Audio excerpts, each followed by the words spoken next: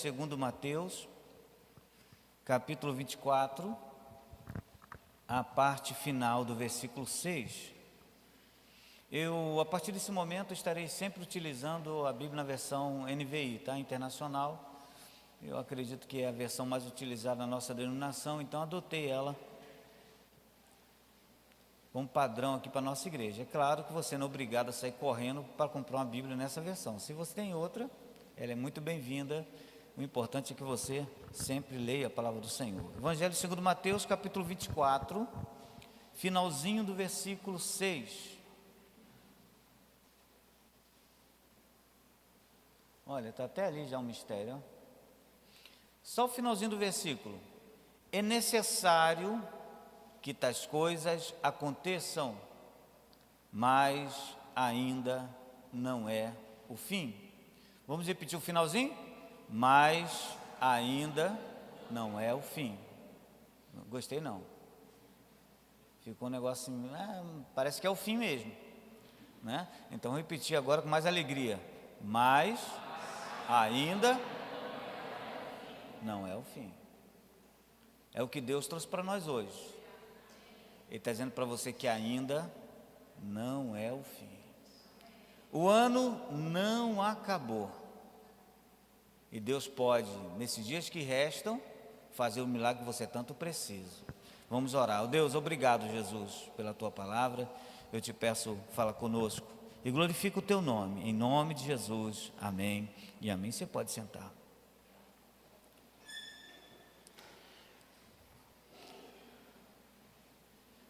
Meus queridos irmãos, trago hoje para vocês uma reflexão que talvez, por causa dessa reflexão, você tenha uma outra visão da minha pessoa. Ou talvez, depois dessa reflexão, aquela visão que você tinha, né, aquele layout que você criou da minha pessoa, seja um pouco, a partir dessa reflexão assim, não distorcido, mas talvez seja mexido com essa reflexão. Por quê? Porque eu quero ter muita liberdade nessa noite para dizer para você o que arde no meu coração. Eu já disse aqui por inúmeras vezes, não é nenhuma novidade, do privilégio que eu tenho de ter nascido em um lar evangélico. Isso é um privilégio. Às vezes pensamos que para o nosso filho é um jugo, porque o nosso filho tem que nos acompanhar em todas as reuniões da igreja. Não é um jugo, é um privilégio o seu filho estar na igreja. E em meio a tudo isso, eu deixei, por que não dizer, né, graças a Deus, criou no meu coração, dentro da minha alma, um sentimento por Jesus assim, muito real. Eu não consigo me relacionar com Deus, ou falar de um relacionamento com Jesus de uma forma artificial. Eu não consigo, e talvez você ache até extremado o que eu vou lhe falar, mas eu não consigo falar com Jesus sem me emocionar. Você consegue? É algo inevitável. Falar com Jesus, sentir a presença de Jesus é algo que toca na nossa alma. O mais duro coração se transforma no coração de carne. O mais duro homem quebra-se, né, perante o Senhor. E diz a Bíblia que perante o Senhor o mortal se cala. Eu não costumo aplicar muito esse verbo quando se me refiro a Jesus, mas acredito que hoje é o mais próprio a falar. É apaixonante andar com Jesus. Concorda comigo, irmãos? Eu estou exagerando. É coisa linda demais, é coisa mais rica falar com Jesus. E se você não sabe, por uma questão até talvez da sua formação, ou talvez porque você está começando agora no caminho, talvez você não saiba ainda, mas eu quero afirmar para você que esse Jesus apaixonante, pessoal, íntimo, está aqui nessa noite, está do teu lado. É formidável aprender sobre Jesus. Jesus, o grande mestre. Existe um certo escritor que ele fez uma série de livros baseados na pessoa de Jesus. E qual é a série de livros? Jesus, o maior pedagogo que existiu, Jesus, o maior psicólogo que existiu, Jesus e tal, sempre isso. Por quê? Porque Jesus é completo, ele é perfeito em si. Jesus, como mestre, eu estava falando de São Paulo semana passada, foi o único mestre, e é o único mestre, que pode dizer: aprendei de mim. Todos nós aqui somos, como eu posso falar assim, não interferência, mas somos influências de pessoas que nos ensinaram. Nós carregamos dentro de nós alguns trejeitos, ou até mesmo algum tipo de forma de falar, e imitamos alguém, mas Jesus não teve um mestre. Ele falou assim: aprendei de mim. Jesus fala: eu sou a fonte do conhecimento. Mestre excelente é este, um mestre que não precisa recorrer a uma biblioteca, um mestre que não precisa recorrer ao Google, um mestre que não precisa botar no final do seu livro referências bibliográficas. Tem lá no Evangelho, não tem referência. Por quê? Porque Jesus, ele é a fonte de todo conhecimento. Irmãos, e como médico? Tem médico melhor que Jesus? Tem? Você conhece um médico melhor que Jesus? Jesus chegou para a mulher e falou assim: mulher, você está me chamando de amigo? Vou dizer um negócio para você. Eu não sou somente um médico, não. Eu sou a ressurreição e a vida. Aquele que crê em mim, ainda que morra, viverá. Tem solução para a morte, irmãos? Tem. E a solução se chama Jesus. Essa é a solução. E ele fala assim, como médico, lembro também de um certo personagem bíblico, que ele fala assim: Senhor, se tu quiseres eu vou ficar curado. Ele não disse nem qual o problema, mas se tu quiseres eu vou ser curado. Jesus falou assim: eu quero. E o que aconteceu com aquele moço? Com aquela pessoa? Foi curada. Jesus, o nosso Jesus, ele quando caminha, quando passa em nosso meio, quando anda em nosso meio, ele distribui virtude. Ele falou, quando disse para o seu discípulo: não, alguém me tocou, porque de mim saiu virtude. Que coisa maravilhosa. Talvez você nem note, mas as virtudes do Senhor, a graça do Senhor, o poder do Senhor está sendo derramado aqui nessa noite, porque Ele é um médico dos médicos.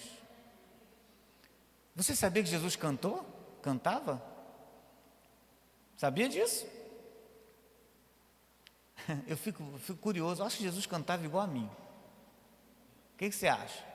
Você acha que Jesus era afinado ou desafinado? Diz lá no Evangelho que depois de ter ceado, foram para o monte e cantaram um hino. Jesus cantava. Jesus é perfeito. Jesus é bom. Jesus é maravilhoso.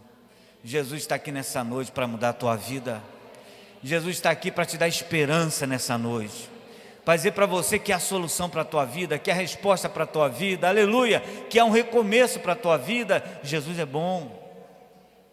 Talvez você está perguntando: e o texto, pastor? Vamos ao texto. Jesus agora, como bom professor, ele está falando de um assunto muito polêmico. Polêmico não porque existem muitas vertentes, apesar de existir algumas, mas é porque é difícil de compreender. Jesus está falando de um assunto que nós, estudiosos, falo nós crentes, né? Você que é crente é estudioso, não é, irmão? Você lê a Bíblia em casa, não lê? O Espírito de Deus está aqui, Ele sabe. Bom, mas você me fez até eu perder o fio da meada. Nós, estudiosos da Palavra de Deus, chamamos esse assunto de escatologia. Bom, o que significa esse trem doido? Doutrina das últimas coisas. O que entendemos como doutrina das últimas coisas? Os últimos acontecimentos, os últimos feitos de Deus na terra, aquilo que nós, de uma forma assim, do senso comum, chamamos de fim do mundo. Alguém já falou para você que o mundo vai acabar? Falaram que era em 2000, tu lembra? Do tão famigerado bug do milênio? O pessoal faz assim como tivesse. Ei, irmão, em 2000 tu já tinha mais de 15 anos, tinha 20 anos, tinha 30, está aí querendo dar de novo. Não, em 2000 vai acabar tudo. Esse acontecimento, finais do tempo.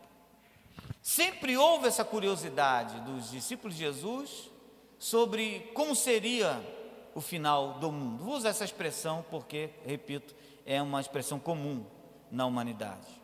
Jesus então começa a dar alguns detalhes sobre isto. Ele fala assim, eu vou agora usar outros textos também. Jesus fala assim, olha, eu vou dar para vocês uma pista. E é claro que os discípulos atentos ficaram, esperando de Jesus a pista, e Jesus fala assim, olha, estarão dois no campo, um será tomado e outro deixado. Estarão dois trabalhando no moinho, um será tomado e outro será deixado. Que pista é esta? E ele continua e fala assim, vigiai, pois, porque não sabeis o dia que voltará o Filho do Homem. Mas isso não satisfez a curiosidade dos discípulos, e acredito, mesmo você inteligente como é, se estivesse lá também não ficaria satisfeito. E os discípulos, em outras oportunidades, indagaram a Jesus e falaram, Senhor, diz-nos quando isso vai acontecer. E Jesus fala assim, olha, o dono da casa, ele vem pela porta, o ladrão entra pela janela.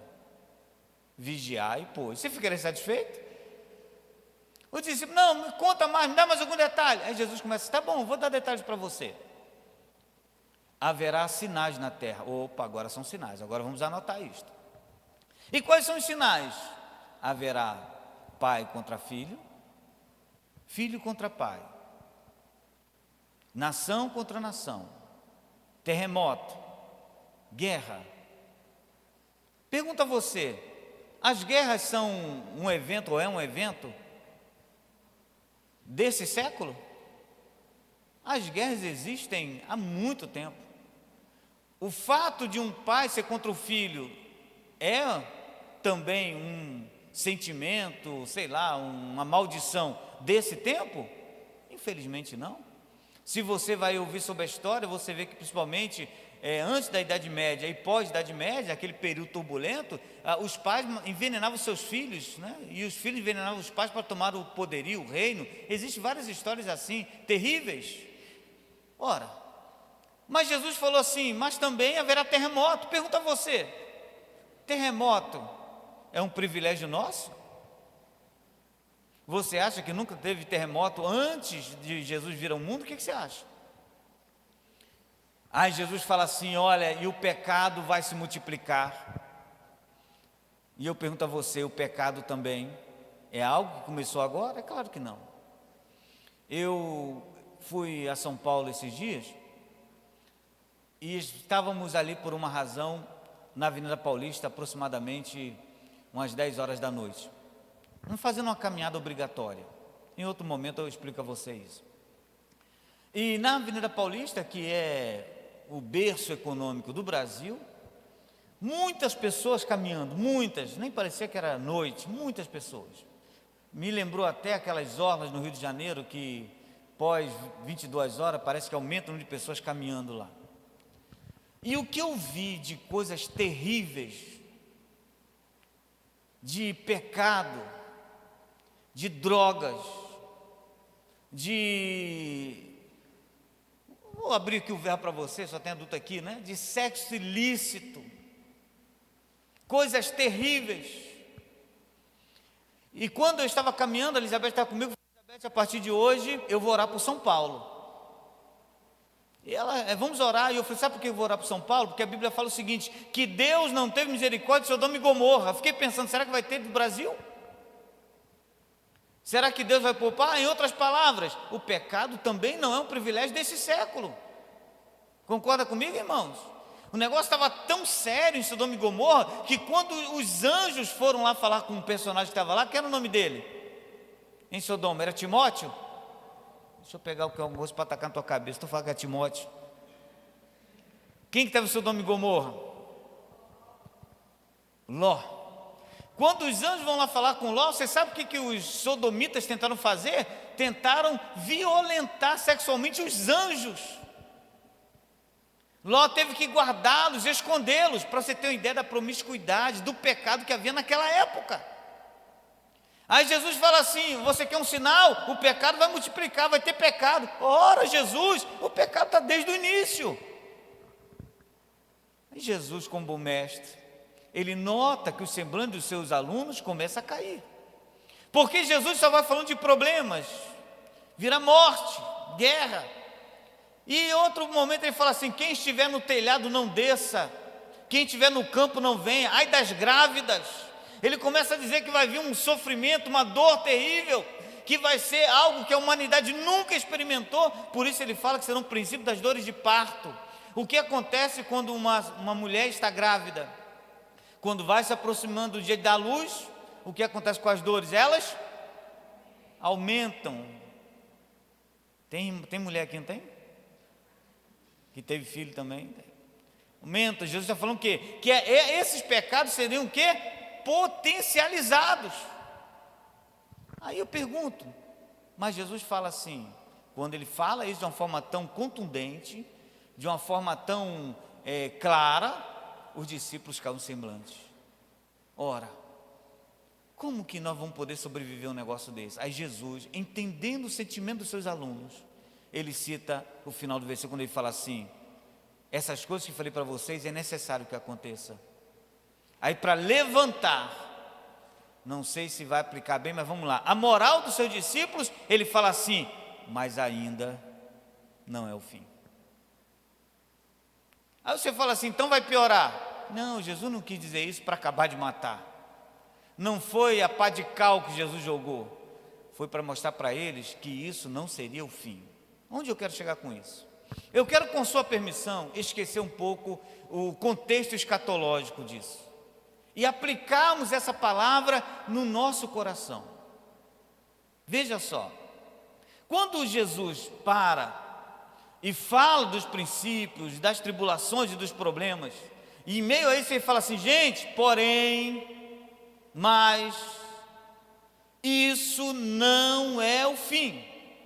Por que Jesus está dizendo isso? Porque primeiramente os seus discípulos entendiam que ninguém poderia suportar aquelas tribulações. Jesus estava dizendo, aqueles discípulos chegaram ao entendimento que ninguém iria sobreviver, que ninguém iria passar, que ninguém iria conseguir avançar. Jesus fala assim: porém, isto não é o fim. Em outras palavras, se você está vendo a tribulação, se você está passando por um momento atroz na sua vida, num momento turbulento na sua vida, Jesus está dizendo: isso não é o fim.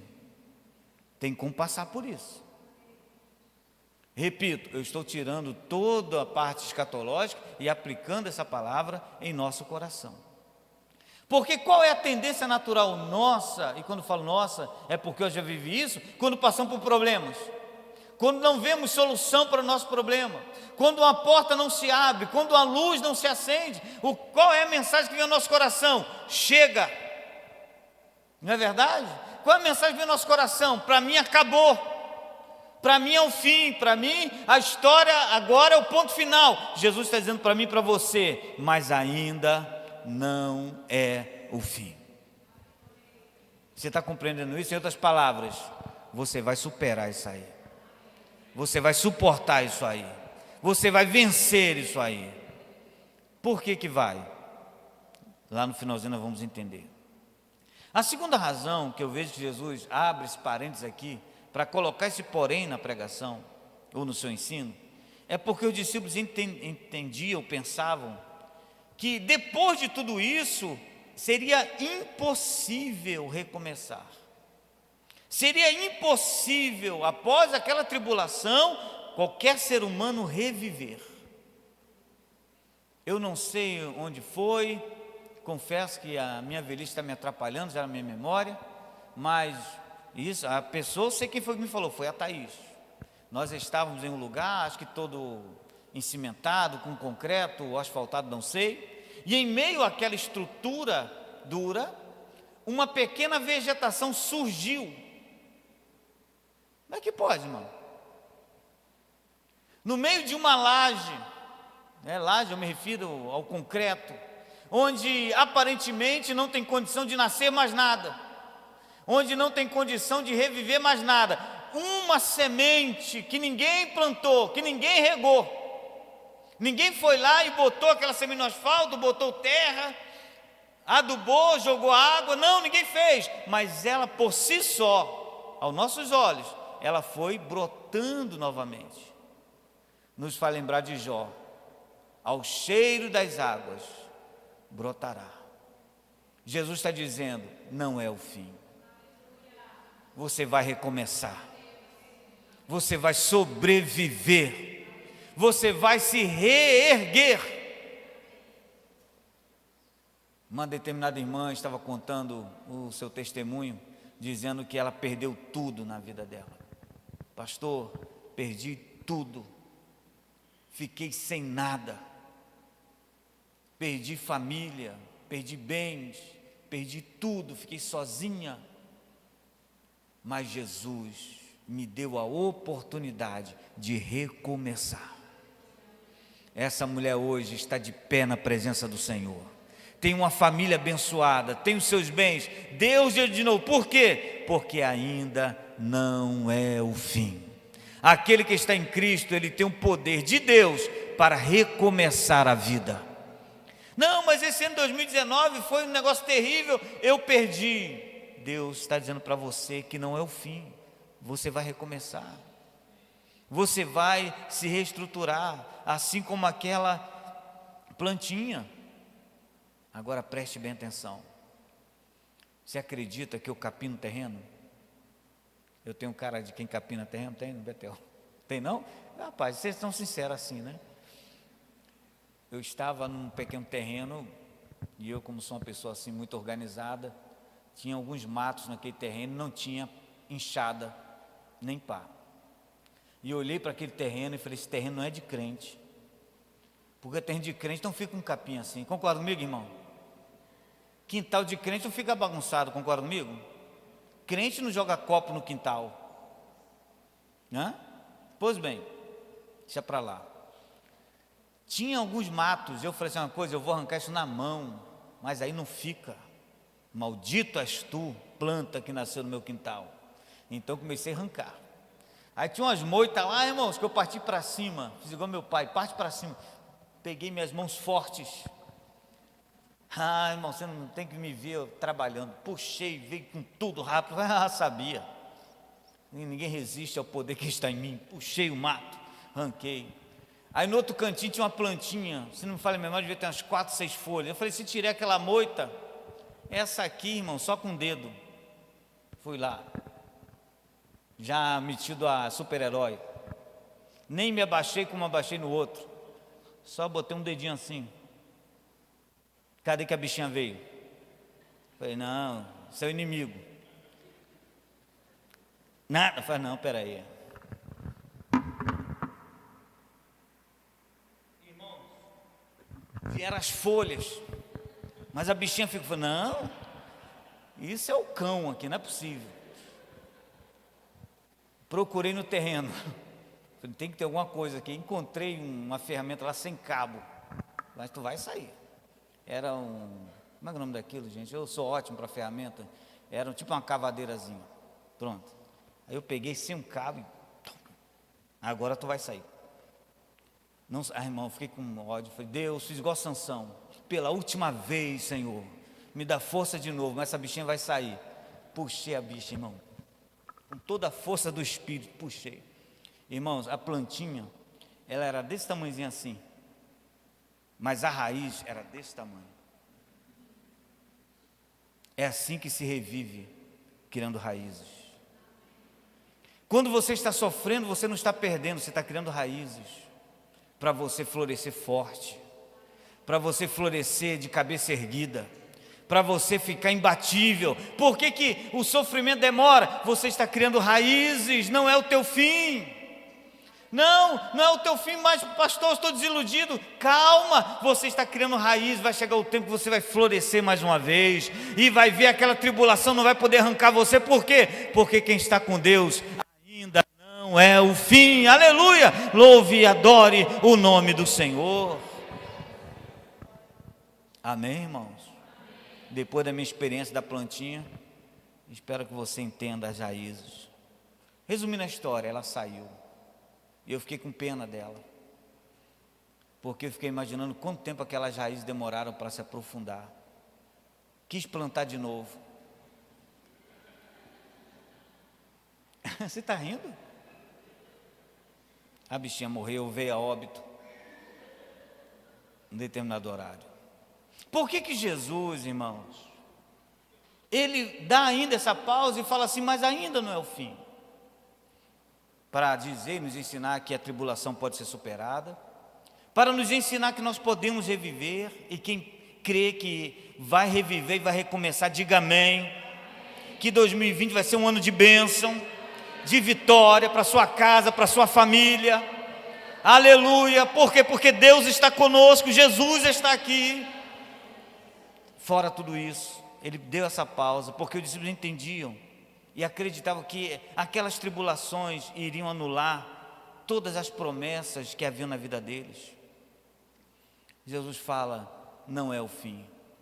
Existe uma música antiga, mas você conhece, que fala assim, se tentaram matar os teus sonhos, sufocando, não é que é? Seu coração. Se lançaram você numa cova e ferido, estou virando poeta, perdeu a visão. Não desista, não pare de crer, porque os sonhos de Deus jamais vão morrer.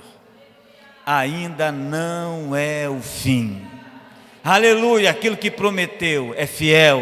Aquele que prometeu é fiel para cumprir todas as promessas na sua vida. Mas eu estou sofrendo, eu estou chorando, mas ainda não é o fim. Louvado seja o nome do Senhor. Com relação às promessas de Deus em nossa vida, existe um inimigo, e eu não me refiro ao vermelho agora, mas existe um inimigo muito cruel em nossas vidas. E que inimigo é esse das promessas de Deus? Esse inimigo se chama tempo. Tempo é difícil vencer o tempo, é muito difícil. É difícil compreender o tempo. Por quê? Porque nós somos doutrinados, ensinados a vivermos uma vida do já. Nós queremos para ontem, nós queremos para agora, e esperar não é o nosso forte. Concorda comigo? Mas, se Jesus prometeu, ainda não é o fim. Louvado seja o nome do Senhor. Ainda não é o fim na tua vida. Você lembra aquelas promessas que Deus fez para você na igreja? Você lembra? Você lembra que Deus prometeu que vai te usar? Você lembra que Deus prometeu que vai te levar? Ainda não é o fim, porque as promessas de Deus são verdadeiras, são fiéis. Passarão os céus e a terra, mas as palavras do Senhor não passarão. E quero quase que chegar à conclusão. É bem verdade que eu, para matar a saudade com vocês, fiz um esboço aqui bem extenso. Eu vejo aqui que Jesus também dá essa palavra, porque os discípulos não entendiam uma verdade. E nós, às vezes, não entendemos essa verdade. Que verdade é esta, bispo, pastor, que eu não compreendo, que os discípulos não compreendem? Uma verdade absoluta, que não pode ser relativizada. Que verdade é esta? Estou deixando você curioso. Uma verdade que você sabe e não pratica, que eu sei e não pratico. Que verdade é esta? Calma. A verdade é a seguinte, que o fim, eu queria que você anotasse isso, só virá quando Jesus determinar. Em outras palavras, a última palavra é dele. A Bíblia fala o seguinte, que o coração do homem faz planos, mas a palavra certa vem da boca de Deus. Nós não conseguimos entender essa verdade. O fim na minha vida não é uma doença que vai determinar, irmãos. O fim na minha vida não é um problema financeiro que vai determinar. O fim na minha vida não é demônios que vão determinar. Só Jesus tem um poder de falar, é o fim. Enquanto Ele não falar, nós vamos caminhar. Enquanto Ele não falar, nós vamos avançar. Enquanto Ele não falar, nós vamos crescer, porque Jesus é poderoso, aleluia. Gente, entenda, ainda não é o fim. Nós estamos aí observando e vivendo tempos de pessoas querendo acabar com a sua vida. Isso aí tornou-se, infelizmente, um acontecimento comum. Infelizmente, eu digo assim. Por quê? Porque desistiram. Porque acreditaram que um tumor é o final. Irmãos, câncer é só uma palavra. Creia nisso. Eu não estou tirando a gravidade, eu estou dizendo para você uma verdade que eu vivo, é só uma palavra. Não será essa enfermidade que vai dizer o teu fim. Não vai ser essa pessoa que lançou uma palavra contra você. Ah, bispo, me ajuda, pelo amor de Deus. Lançaram um olho gordo em cima de mim, lançaram um olho triangular, jogaram farinha, sal grosso, café fino, seja o que for. Não será isso que vai determinar o teu fim. Maior é o que está conosco do que aquele que está no mundo. Não vai ser também a política humana que vai determinar o teu fim. Não, você vai continuar. E eu queria que você ficasse de pé agora, por favor. Você já ouviu falar em João Batista? Já? Alguém pode lembrar uma qualidade desse homem, João Batista? A mais comum.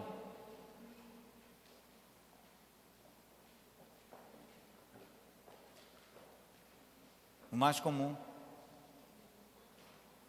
Uma qualidade de João Batista, pelo amor de Deus. Para você não sair do Espírito, e nem eu, vou te dar uma dica. Uma das maiores qualidades de João Batista é que ele foi o precursor de Jesus, preparou os caminhos para Jesus. Pergunta a você, esse homem era ou não era importante? Quem acha que João Batista era importante, diga amém. Só para você acordar, eu não gosto muito desse negócio de diga amém não, mas você acordar. Não era importante? Esse homem foi o primeiro homem que teve a revelação do ministério de Jesus. Eis aí o Cordeiro de Deus que tira o pecado do mundo. Ele era importante, sim ou não? Pergunta a você, onde ele deveria morar? Onde ele deveria aparecer? Se dependesse de mim, João Batista nasceria no palácio. A missão é importante, logo o homem também é importante. Colocar João Batista, não, mas sabe o que a Bíblia fala? Que surgiu João Batista no deserto. Deserto, lugar de morte, de sequidão, de solidão, de abandono. Nesse lugar, Jesus levantou João. Você não é diferente de João. Deus tem poder para levantar a tua vida onde você estiver. No maior deserto da tua vida, na maior tribulação da tua vida, Deus é poderoso para levantar você, aleluia. E você vai dizer, Deus me levantou no deserto da minha vida, Deus me deu um novo caminhar, um novo sentido na minha vida, porque Jesus é maravilhoso, aleluia. Ainda não é o fim. Ainda não é o fim para a tua vida.